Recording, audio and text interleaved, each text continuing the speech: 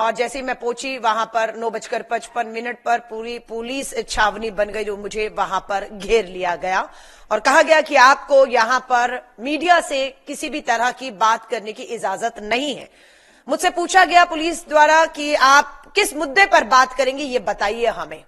क्या आप सरकार और प्रधानमंत्री जी के खिलाफ तो नहीं बोलने वाले हैं? ये सब मुझसे पूछा गया और यह भी कहा गया कि यहां से बात करने की इजाजत सिर्फ सांसदों को है। तो मेरा यही कहना था कि सांसदों के लिए संसद भवन बना हुआ है। जब वहां वो बात नहीं करेंगे तो आधी आबादी बाहर से बात करेगी और वो हक हमारा है जिसे आप छीन नहीं सकते हैं। मैं मुद्दा क्या चुनूं?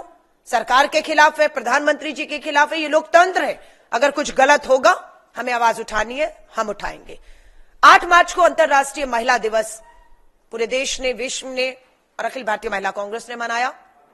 10 मार्च को कल जब देश का संसद सत्र शुरू हुआ, अखिल भारतीय महिला कांग्रेस ने जंतर मंतर पर 2 मांगों के साथ, जिसमें पहली मांग थी कि महिला आरक्षण कानून लागू किया जाए और दूसरा महिला सुरक्षा के मुद्दों को लेकर एक बड़ा आंदोलन कल जंतर मंतर पर किया।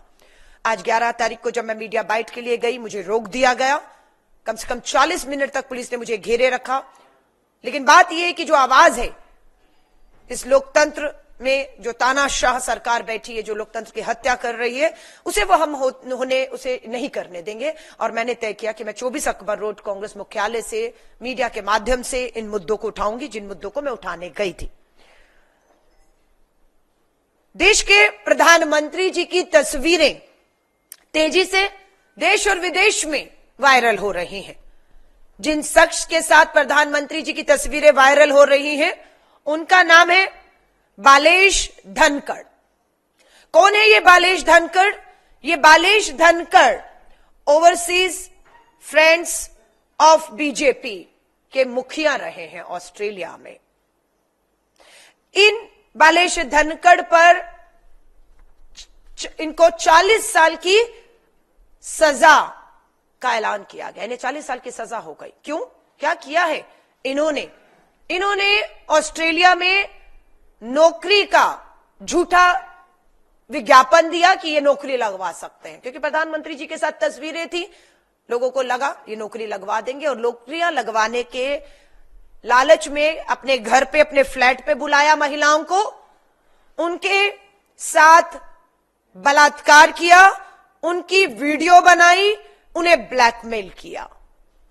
ये ऐसा 5 महिलाओं के साथ किया और जिसके दोषी करार दे दिए गए हैं ऑस्ट्रेलिया में बालेश धनखड़, और इन्हें 40 साल की सजा हो चुकी है। हम एक ही बात पूछते हैं, प्रधानमंत्री जी, बालेश धनखड़ से आपका ये रिश्ता क्या कहलाता है? क्यों और कैसे बालेश धनखड़ प्रधानमंत्री जी के इतने करीबी हो गए?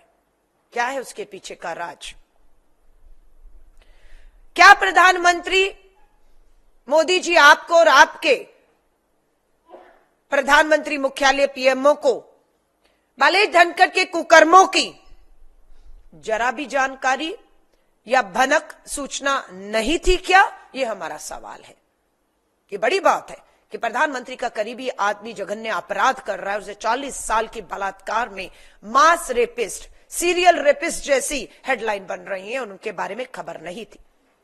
या फिर सब कुछ जानते हुए प्रधानमंत्री जी और भाजपा इसे छुपाती रही और अपनी छवि को बचाती रही। आज बीजेपी, मोदी जी का डंका इन तस्वीरों के माध्यम से पूरे विश्व में डंका बज रहा है, लेकिन बीजेपी और मोदी जी इस पूरे प्रकरण पर चुप्पी साधे बैठे हैं। बालेश धनखड़ रेवाड़ी का एनआरआई है। वो प्रधानमंत्री की शपथ तक में शामिल हुआ है। उसे आमंत्रित किया गया, विशेष आमंत्रित किया गया। बालेश धनखड़ को ऑस्ट्रेलिया से बुलाया गया। प्रधानमंत्री जी शपथ ले रहे हैं, आप आइए बालेश धनखड़ जी। और ये 2 तस्वीरें हैं जब बालेश धनखड़ राष्ट्रपति भवन में प्रधानमंत्री नरेंद्र मोदी जी की शपथ ग्रहण समारोह में खड़ा हुआ। विशिष्ट अतिथि के तौर पर निमंत्रण भेजा गया और बालेश धनखड़ की मुलाकात एक नहीं अनेकों बार प्रधानमंत्री जी से होती है। आप प्रधानमंत्री जी के वस्त्रों से पहचान सकते हैं कि ये एक नहीं अनेक मुलाकात है। ये पहला वस्त्र प्रधानमंत्री नरेंद्र मोदी जी का और पहली मुलाकात। ये प्रधानमंत्री मोदी जी के दूसरा वस्त्र बदला और दूसरी मुलाकात। ये तीसरा वस्त्र बदला प्रधानमंत्री नरेंद्र मोदी जी ने और ये तीसरी मुलाकात है। लगातार आप देखिए इन तस्वीरों को, बालेश धनखड़ और प्रधानमंत्री जी। और इतना ही नहीं, प्रधानमंत्री जी ने पीएमओ में बुलाकर बालेश धनखड़ से लगातार बैठकें की हैं। क्या मुद्दे थे इन बैठकों के? फर्जी विज्ञापन निकाल रहा था बालेश धनखड़, ऑस्ट्रेलिया में महिलाओं को नौकरी देने का लालच दे रहा था। क्या प्रधानमंत्री जी आप और आपके पीएमओ को इसकी बिल्कुल खबर नहीं थी? ये प्रधानमंत्री के आवास में जब प्रधानमंत्री जी बुलाकर इस तरीके से हाथ में हाथ पकड़कर बालेश धनखड़ से मिलते हैं, तो क्यों इस झूठे विज्ञापन नौकरी देने के धोखे में कोई नहीं आएगा? बिल्कुल आएगा। उन्हें लगता था कि प्रधानमंत्री का करीबी है। ये देखिए, यहां पर भी वस्त्र बदला और कितनी मीटिंगें हो चुकी हैं। कम से कम नहीं तो 15 बार बालेश धनखड़ ऑस्ट्रेलिया के अंदर, भारत के अंदर, पीएमओ में, राष्ट्रपति भवन में लगातार। और भाजपा का एक नेता नहीं, ये केंद्रीय मंत्री पीयूष गोयल जी भी गए ऑस्ट्रेलिया, तो बकायदा इनको बुलाकर मिलते हैं। लेकिन इसके बारे में संबित पात्रा, ये अनेकों, ये देखिए, ये बैठक होती है तो ये बैठक आयोजित करते हैं प्रधानमंत्री जी के लिए। और ये कोलाज बताता है कि एक नहीं अनेकों बार बालेश धनखड़ से प्रधानमंत्री मोदी जी आप मिलते रहे। हम एक ही सवाल पूछते हैं, प्रधानमंत्री नरेंद्र मोदी जी, महिलाओं के साथ इस देश में जघन्य अपराध लगातार बढ़ रहा है। बेटियां, महिलाएं, हमारी बहनें न्याय मांग रही हैं। क्या आप तस्वीरें जारी कर सकते हैं? जितनी तस्वीरें आपकी बालेश धनखड़ के साथ हैं, क्या उतनी मुलाकातें, उतनी तस्वीरें प्रधानमंत्री जी, राष्ट्रपति भवन हो या प्रधानमंत्री आवास हो, हमारी उन पीड़ित बेटियां जो न्याय मांग रही हैं उनके साथ आपकी इतनी तस्वीरें आप दिखा सकते हैं? सच ये है कि आपकी इतनी तस्वीरें क्या, एक भी तस्वीर इस देश की आधी आबादी जो पीड़ित है, अन्याय, अत्याचार, जुल्म और बलात्कार की शिकार है, उनकी एफआईआर तक नहीं हो रही है, उन्हें न्याय नहीं मिल रहा है। वो आपसे गुहार लगा रही है पर आप उनको मिलने का समय नहीं दे रहे हैं। आपके पास समय ही नहीं है। लेकिन आपके पास समय है जंगल की सफारी करने का और पिंजरे में बंद शेरों से के साथ फोटो खिंचवाने का। लेकिन आपके पास समय नहीं है मणिपुर के हमारी बेटियों के साथ भी वहां पर सामूहिक बलात्कार किया गया, उन्हें निर्वस्त्र करके सरेआम वो तस्वीरें शर्मसार की। प्रधानमंत्री जी, आप उस मणिपुर में भी जाकर उन आदिवासी बेटियों को भी मिलने की हिम्मत अब तक नहीं दिखा पाए। संसद सत्र चल रहा है, प्रधानमंत्री नरेंद्र मोदी जी को उम्मीद की जा रही थी कि संसद में आज बैठेंगे और महिलाओं के मुद्दों पर जो तय था कि प्रियंका गांधी जी लोकसभा में है, राहुल गांधी जी लोकसभा में है, राज्यसभा में सोनिया गांधी जी और मल्लिका अर्जुन खड़गे जी हमारी जो बाहर आवाज है उसे बुलाएंगे। लेकिन पता लगता है कि प्रधानमंत्री जी मणिपुर की बात छोड़िए, संसद में आने की बात छोड़िए, आज मॉरिशस घूमने निकल गए हैं। उन्हें मणिपुर में जाना चाहिए था या मॉरिशस की यात्रा में बीच संसद सत्र छोड़कर जाना चाहिए था। और फिर मैं कह रही हूं, भाजपा को जवाब देना होगा। ये एक नहीं अनेकों मामले हैं। प्रज्वल रेवन्ना कर्नाटक का पूर्व सांसद, मास रेपिस्ट, जेल की सलाखों के पीछे है, वो भी इसलिए क्योंकि कर्नाटक में कांग्रेस की सरकार है। लेकिन ब्रजभूषण शरण आपका पूर्व सांसद से दिल्ली पुलिस 1 साल होने को आ रहा है, अभी तक पूछताछ करने की हिम्मत भी नहीं दिखा रही। और ब्रजभूषण के खिलाफ एफआईआर दिल्ली पुलिस ने आपके दबाव में नहीं की। प्रधानमंत्री मोदी जी, सुप्रीम कोर्ट की फटकार और आदेश पे होती है। यही काम गुजरात में भी हुआ। प्रधानमंत्री जी, आपका पूर्व मंत्री और अभी का विधायक गुजरात में एक दलित महिला का बलात्कार करता है, गुजरात पुलिस दबाव में, आपके प्रधानमंत्री जी दबाव में और गृह मंत्री के दबाव में एफआईआर नहीं करती है। वहां पर हाईकोर्ट के आदेश और फटकार के बाद एफआईआर हुई है। गुजरात की दलित बेटी हो, हरियाणा की बेटियां हो, कर्नाटका की बेटियां हों या आज ये महिलाएं आपसे न्याय मांग रही हैं और आप खामोश और आप चुप हैं, क्योंकि इनको इतनी हिम्मत, इतने बड़े अपराध करने की हिम्मत कहीं और से नहीं, प्रधानमंत्री जी आपसे मिल रही थी। और आपने कभी शायद इनको नहीं कहा होगा कि मेरी मित्रता, मेरी दोस्ती, मेरे साथ उठना बैठना, इतनी तस्वीरों का मिसयूज या दुरुपयोग मत करना, कम से कम महिलाओं के लिए मत करना। कभी प्रधानमंत्री जी आपने नहीं कहा और आपको पता भी होगा तो भी आप चुप रहे।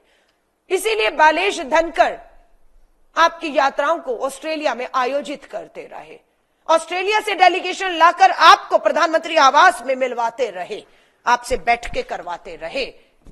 आप सब जानते थे, ये हमें लगता है, क्योंकि आप प्रधानमंत्री हैं, आपके पास हर चीज, सूचना, जानकारी। एक एक आदमी अगर अपॉइंटमेंट प्रधानमंत्री से लेता है, पीएमओ में जाता है, तो उसका पूरा खानदान, उसका इतिहास, उसका चरित्र, उसके थानों में क्या है, जानकर ही प्रधानमंत्री आवास या राष्ट्रपति भवन में उन्हें मुलाकात का समय दिया जाता है। या तो आप कुछ नहीं जानते थे, बता दीजिए कि आप पीएमओ में बैठकर भी आपको बालेश धनखड़ के बारे में कोई जानकारी नहीं थी कि वो क्या कर रहा है। आज 40 साल की उसे बलात्कार में सजा होती है, तब आपको इस खबर से पता लग रहा है, हम पूछना चाहते हैं। और अगर आपको पता था, आप और भाजपा के राष्ट्रीय अध्यक्ष से पूछना चाहती हूं, आप खामोश क्यों रहे, क्यों ये होते हुए देखते रहे? इस पूरे प्रकरण में हम हमेशा देखते आए हैं कि जितने भी अपराधी हैं, खासतौर से इस तरह के अपराध में, उनमें भाजपा नेताओं की पूरा समर्थन और पूरी भागीदारी रहती है। इसीलिए वो इस तरह के लोगों को बचाते रहते हैं कि बालेश्वर धनखड़ को बचाओ, उनके कुकर्मों को छुपाओ।